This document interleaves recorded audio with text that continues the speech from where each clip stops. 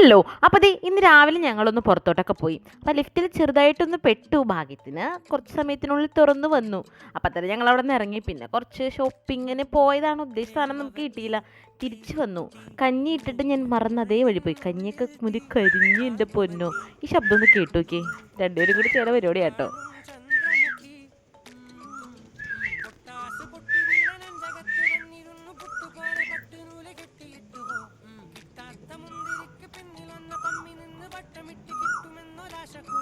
അങ്ങനെ ഈവനിങ് ഒരു 4:30 മണിയപ്പോൾ ഞങ്ങൾ എല്ലാവരും കൂടി ചെക്ക് ഡാമിലോട്ട് പോയി. വേറെ പണിയൊന്നുമല്ല, ചൂടല്ലേ, ഞായറാഴ്ച ഫ്രീ ഉള്ള ദിവസം.